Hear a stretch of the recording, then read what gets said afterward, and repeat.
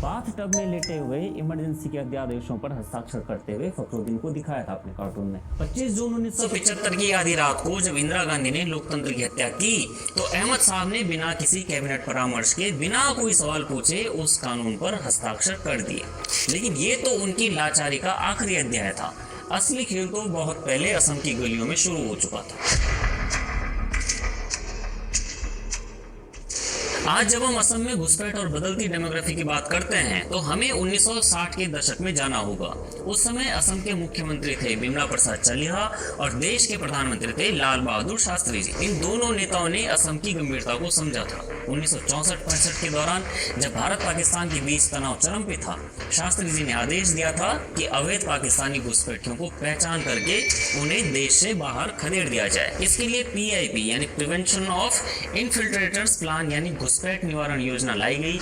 ये योजना 1951 के NRC पर आधारित थी, लेकिन उस समय चालिया कैबिनेट में एक प्रभावशाली मंत्री हुआ करते थे, फखरुद्दीन अली अहमद। संजीव बरुआ की किताब है इंडिया अगेंस्ट इटसेल्फ। इसमें उन्होंने लिखा है कि अहमद साहब ने इस योजना का गला घोटने में कोई कसर नहीं छोड़ी और उसके लिए उन्होंने लॉजिक दिया कि अगर हम इन लोगों को यानी अवैध घुसपैठियों को निकालेंगे तो कांग्रेस अपना मुस्लिम वोट बैंक खो देगी।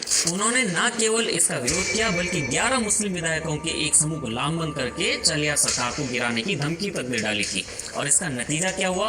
राष्ट्रीय सुरक्षा को ताक पर रखकर PIP योजना हमेशा ठंडे बस्ते में चली गई। अहमद साहब की इस्लाम परिस्थिति यहीं पर नहीं रुकी। ऐतिहासिक विवरण बताते हैं कि उन्होंने जानबूझ करके अलीगढ़ मुस्लिम यूनिवर्सिटी यानी AMU के उन युवाओं को कांग्रेस के पाले में लाने की प्रयास किया जिनका सांप्रदायिक जिहादी दृष्टिकोण जग जाहिर था। इसका मकसद सिर्फ और सिर्फ ये था कि कांग्रेस को एक ऐसा रूप देना जो मुस्लिम कट्टरपंथियों का प्रतिनिधित्व करे ताकि सत्ता में उनकी पकड़ मजबूत बनी रहे। अहमद साहब की खास कूटनीति का सबसे भयावह उदाहरण था मोइनुल हक चौधरी। ये वही शख्स था जो जिन्ना का वफादार था और जिसने असम को चांदी की तस्करी पर रखकर पाकिस्तान को सौंपने की कसम खाई थी। लेकिन विभाजन के बाद अहमद उन्हें कांग्रेस के पाले में ले आए और सत्ता के शीर्ष तक पहुंचाया।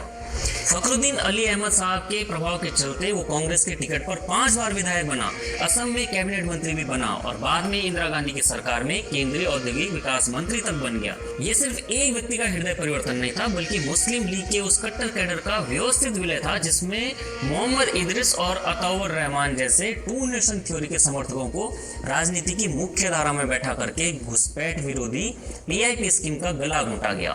AMU को मुस्लिम इंडिया का शस्त्रागार कहने वाले जिन्ना के उसी वैचारिक कारखाने से निकले युवाओं को अहमद ने सेकुलरिज्म का मुखौटा पहनाया और कांग्रेस का चेहरा बनाया और इससे एक ऐसा इकोसिस्टम तैयार हुआ जहां राष्ट्रीय हितों की बलि देकर के कम्युनल तुष्टीकरण को प्राथमिकता दी जाती है।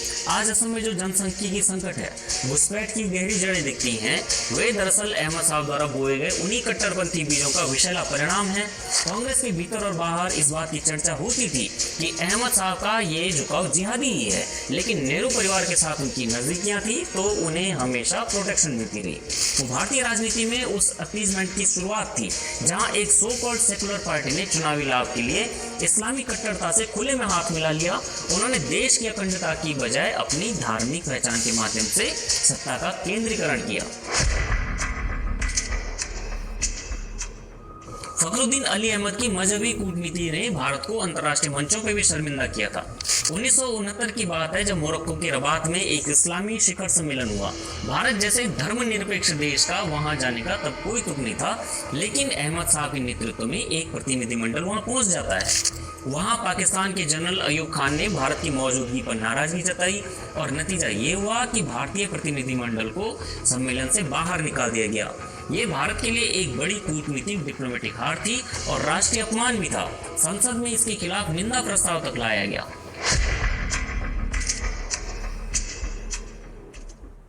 1998 में असम के राज्यपाल लेफ्टिनेंट जनरल SK सिन्हा ने राष्ट्रपति को एक रिपोर्ट सौंपी।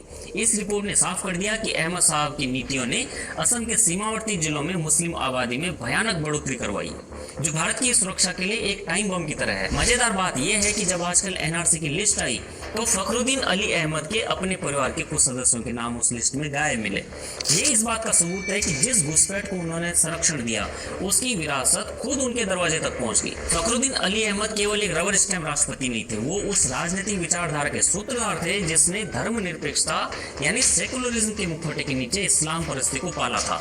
उन्होंने अपनी सामुदायिक पहचान और वोट बैंक को राष्ट्रहित से ऊपर ही रखा।